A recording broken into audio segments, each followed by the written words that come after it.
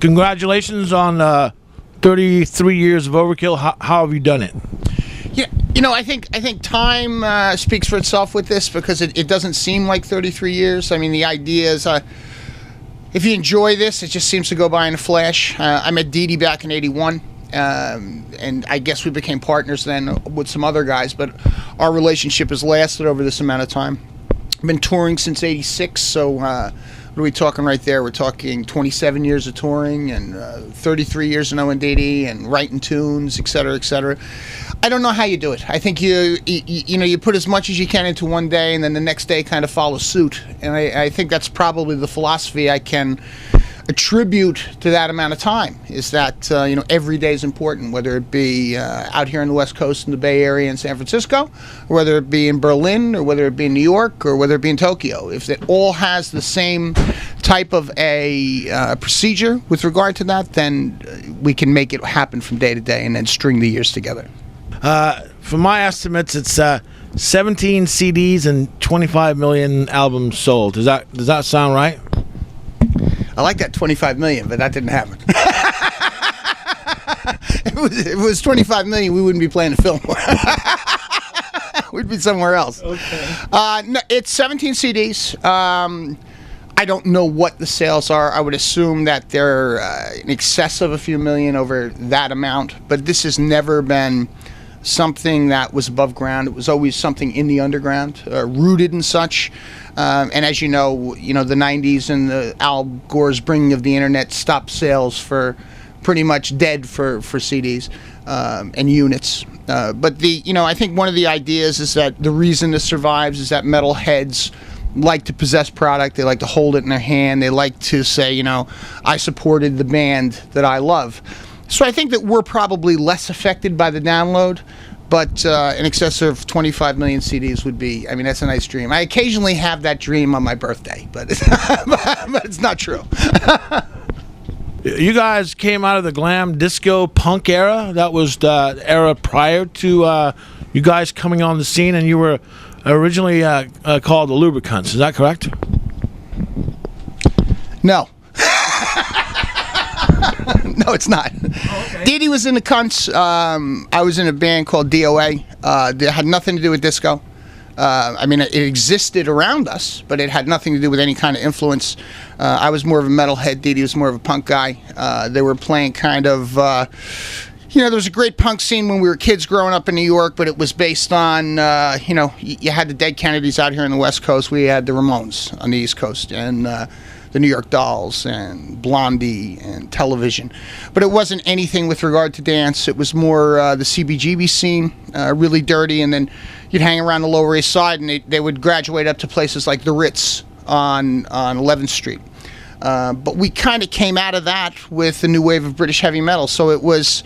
it's not that any of that, the New York stuff we were involved in, we were more fans of than involved with it directly. Now, I've seen you many times. I recall in the 80s when I saw you with Excel, you had a giant drum riser. I believe it barely fit into the Omni in Oakland where I saw you. You guys have always been about big production, is that correct? When it comes to production and Overkill, I think one of the things we like to do, and we talked about why does it last 26 or 37 years or 33 years relationship, 26 on the road, is that we take the presentation seriously. It's not about just throwing and going. It's always about more bang for your buck. It's about bigger. It's the way we've always presented ourselves. Maybe that's where we came from with regard to root in New York. If it was a scarce kind of a punk scene, we were, what would we do there? We would put more stuff in, more amps, bigger drum risers, et cetera, et cetera. And do we still do that? Of course we do. That's just kind of, that's the yin and the yang for us. That is the cherry on top of the sundae. That's what makes it Overkill for us is based on presentation. So sure, we still do that this many years later. How did you get into singing as opposed to playing drums or guitar? When it came to singing and me, I was bass player originally and did a couple of tunes in a band. Was asked if I sang. I said, yeah, sure, I sing a couple of tunes in a band. I went down to the audition thinking I was going to be a bass player or audition for that bass player spot, but got the singer gig. But when I think back on it, it's, I come from, my mother is first generation American Irish with 13 brothers and sisters that could all harmonize. When we were kids, it wasn't unusual to see them standing in poodle skirts, all the sisters singing old Irish lullabies in 3-part harmonies in front of the fireplace. So singing, these were my first concerts, were the ones my mother's and my aunt would have at reunions. So when it came down to understanding it or having a problem with it, or a lot of guys, I can't go up there and do that, it was just natural for us. We just kind of knew it from the family. My grandmother and grandfather would sit there and go, oh, that's my daughters all singing 3-part harmony. So it was, for me, it was just kind of a natural thing. And when I finally fell into it and found my own voice, which is not obviously an Irish tenor, but something that applies to this, it was just an easy transition for me. Well, one of my favorite songs that you guys do is Feel Fire. And I believe one of the lyrics is get down on your knees and suck it. Is that correct? Did a lot of work on this interview, didn't you? Yes, it is actually. It was actually an old story with regard to. I was actually torched in a club in New York, in Brooklyn, New York, a place called Fillmore. Guy got me with a bottle of hairspray and a cigarette lighter. Yeah, so it was an attack. Obviously, he knew who he was going after, and that's where the song was born from. So I suppose any of the profanity in there was, let's say, fueled by the angst of the day. So that was, it's the real deal. So it's a real deal. Yeah, your new CD, where you're recording it, who you're doing it with, and who's doing the artwork on this one? When it comes to our releases, we like formalized things. One of the things that we've learned in time and with age is that time, when we have it as a luxury, is worth it as we got older. It's something that we can use. So we do it always at Dee Dee's studio, my partner, and have been doing it since 2002 at his place. A couple of reasons. Keeps the money in the family. And secondary, we have that luxury of time. So it's not that you're scheduled and you got to get the hell out of there. Time's up. We do the production. We send it off to be mixed. A guy named Greg Reilly will be mixing it. He's also done the last one. Greg has worked with Coldplay or Fear Factory. He's done some Machine Head work. I think he's also done Sarah McLachlan. He's a very eclectic kind of guy behind the board. With regard to mixing, he understands sonic. It's not just metal. So we thought that he did a great job on this, and we think that every time we work with a guy twice, the second time around is always to some degree better, because now he has a deeper understanding of the band. So we're going to use Greg for the mix. Travis Smith from Seam Pieces will be doing the artwork. Travis did the last records for us also. He's got a really, Travis got a really unique feel for us because he's been with us for so long that it's like a passionate project for him.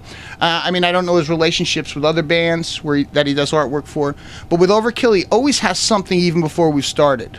We just say, we give him 3 adjectives, he comes up with something, and then starts it from there. Not even from a title. We could say energy, running through walls, fast. And he can go, okay, I can figure something out, and start heading in a direction. So Travis Smith, Seam Pieces for the art, Greg Reilly for the mix, Overkill for the production.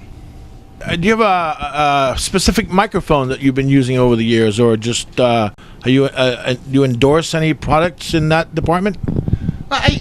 When it comes to mics, there's a couple of good things to use. I use a Neumann.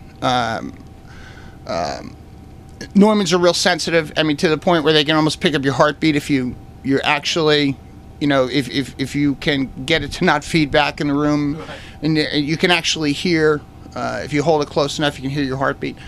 So one of the things about it that's really unique is that it gets every personality inside your mouth.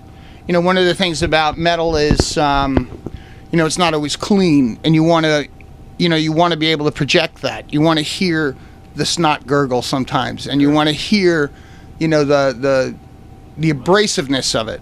And the Neumann will pick that up, but sometimes I use a thing called an SM7. It's a Shure mic.